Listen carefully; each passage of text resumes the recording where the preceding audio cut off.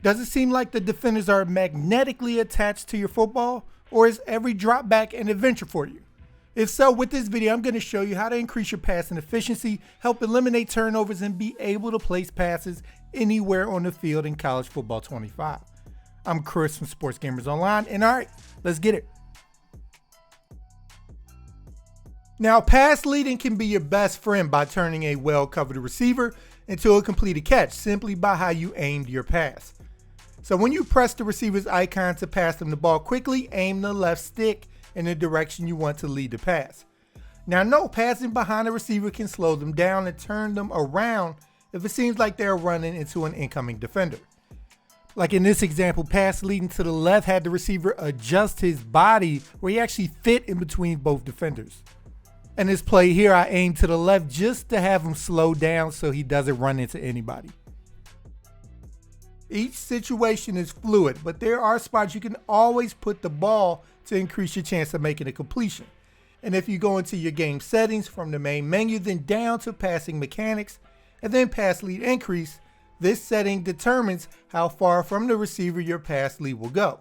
There's none, small, and what I recommend, medium, and then large, which I've found, as it obviously says, they lead it too far ahead of receivers and they end up actually dropping the ball a lot. On any type of RPO play, you want to set up the screen opposite of your quarterback's throwing hand because he will throw it faster. And two things will happen here. You will probably have your opponent control one of the guys to defend the screen and will also cause them to react way more aggressively, knowing you can throw it as fast, opening up other stuff down the field. When throwing across the middle, you can become a force by undercutting the ball by clicking onto your receiver with the circle or B button and straightening out your route so you can stop all of your momentum and catch the ball in place. Your offensive line is the most crucial position on your offense, and the passing plays you call should match their blocking abilities. If you're playing as a team like Alabama or Georgia with a strong O-line, you can execute more shot plays and deeper routes consistently. However, if your offensive line is weaker, you'll need to focus more on the short passing game and be prepared to leave extra blockers in if you do want to take deeper shots down the field. Adapting your play calling to the strengths and weaknesses of your offensive line is key to maintaining a successful passing attack. Now, here's something that helped me a lot was immediately finding out who they're controlling post snap. And you can find this player immediately because they'll light up underneath them. Now, I get it, it's a little bit more murky now that you're able to switch defenders after the snap, but there are still going to be a bunch of players out there who will never switch. Knowing where their user-controlled defender is allows you to look for them when you're thinking of passing into their area and to always be on alert for their shenanigans. It's such a common practice mod now, but you got to be aware of the tricks of a user defender. If they're using against a sideline route, do not throw it. That's a potential house call as they will undercut it. If you have routes converging with each other and they're guarding one of them, you're better off staying with the initial route because their instincts are going to have them drop off to the other one. Like I said, it's such a common move to stay one step ahead. You basically should just stay with the initial read, as weird as that sounds.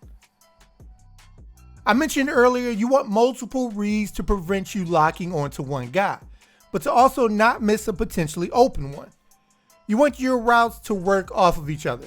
Now, what I mean by that is if this guy is covered, there's a good chance this guy is not. And if he's covered as well, no way that guy is covered.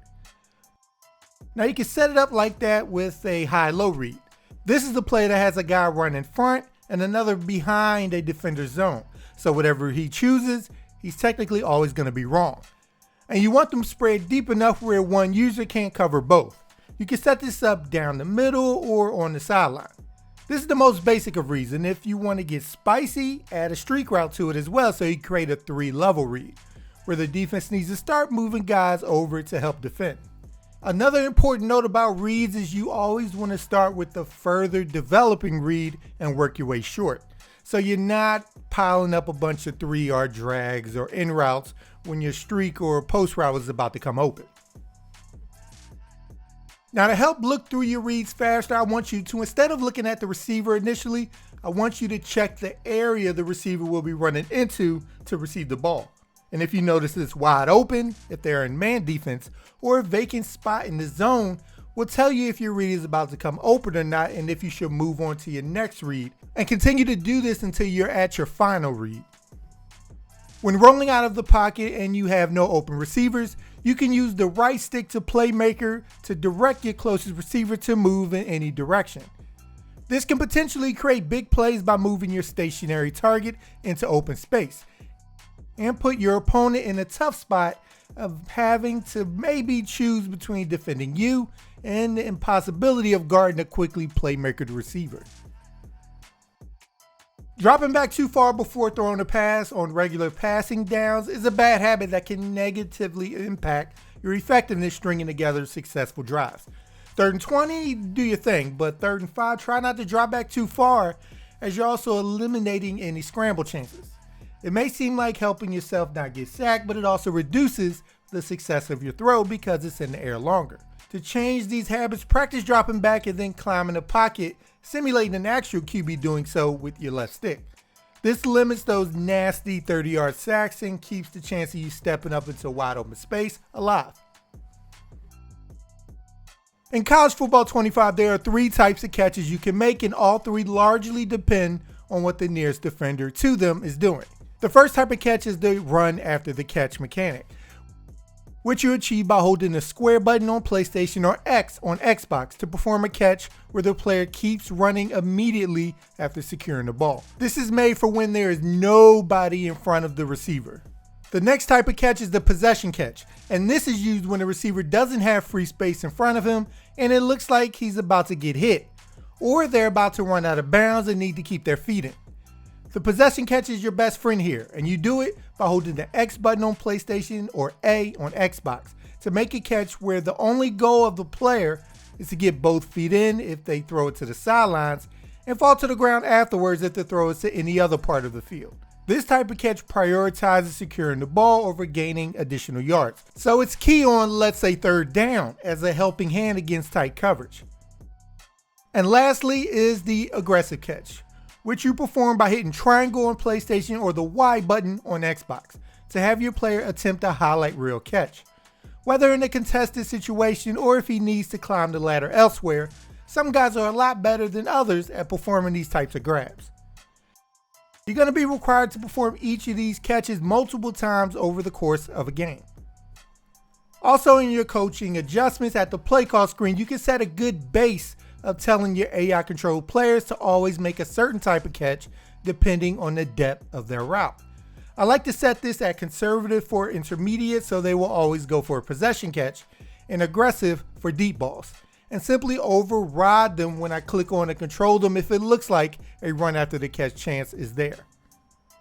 Now this is key, and I think I've said it in every video so far, but whatever you do, do not predetermine who you're going to throw to without seeing how the defense is responding to it. Doing so will cause you to throw into heavy traffic and at worst throw an interception. Like, I know you just hot routed the running back on a wheel and you're like, I'm going to hit him as soon as he turns upfield. Now you already fell for the trap and will probably throw to him regardless of how the defense is playing him. Or if you have a stud receiver who just caught the ball for 30, now you're locked in and bam, you just got picked. This goes back to practice mode. Hopefully you have your play and hot routes already worked out so they don't become so new that you're locked in on your new adjustment. And instead just treat them like another part of the play that will earn the target if they're open. Biggest remedy to not being locked in is having 2-3 routes in your head you're going to look at and say to yourself as you go through each, is he open? Is he open? Is he open? That way you tell yourself, no, don't throw that. A simple trick I learned was if your quarterback is accuracy challenged, aim behind the receiver if the throw is even remotely risky. The game will have you overthrow somebody by having the ball go 5 yards ahead of them, but never behind them. When you're rolling out of the pocket and not facing heavy pressure, don't let a perfectly called play be ruined because you're throwing off of 1 foot. If you see your guy open, take a half second to stop running, let go of the trigger, and let it rip to get the best possible accuracy on the throw. If you're using a running quarterback, you will always be able to benefit more from this than a pocket one, but helpful all the same. But one of the cool features in College Football 25 and any football game for years is that your controller will vibrate when it senses pressure. Even if you're not looking at the line, this vibration indicates that you will probably have been sitting in the pocket for a while and you might need to start moving. While it can be hard to notice in the heat of the game, being aware of this feature can help you react more quickly and avoid sacks, or at least give yourself a fighting chance. When you're dropping back, try to avoid rolling out to the side all your receivers are not on, as you limit the play's effectiveness when all your receivers are on the opposite side of the field. And you pretty much have to Mike Vick it at this point. Now, a new feature to football games in general is the ability to have custom stem routes, which allow you to change the distance the receiver has before he makes the final break on his route.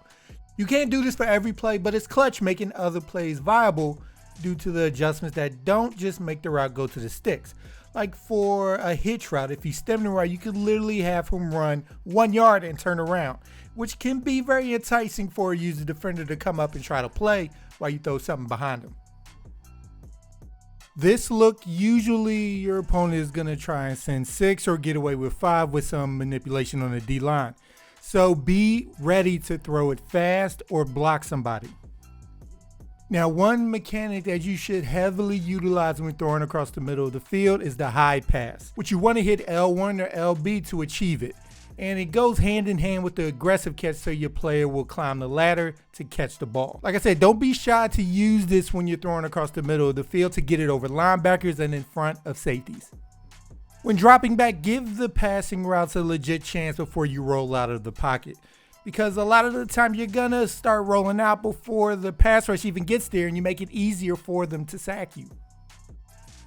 When you're attempting to throw a deep ball, you still need to make sure that your speedster is at least neck and neck with the corner before you throw the ball, or else he can easily get boxed out and you end up throwing a lollipop interception. So you want to look for opportunities when the cornerback is not already playing off coverage, and combining with cover 3 or cover 4 makes it extremely hard to get beat.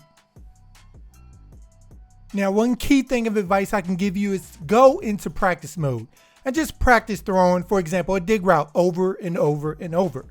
Find out the optimal way you need to aim to get him to consistently catch the ball. Practice how you should throw the screen so your running back doesn't waste any extra time heading upfield. Getting into practice mode and ironing out these kinks can only make it seem effortless when you get into an actual game. So alright, sports gamers, hope this video was able to help you out. And if you like the content we provide, make sure to subscribe to Sports Gamers Online for more college football 25 content. And once you're with us, hit that bell icon at the bottom so you don't miss anything we put out. Alright people, I'm Chris. Thank you all for watching, and be good, y'all.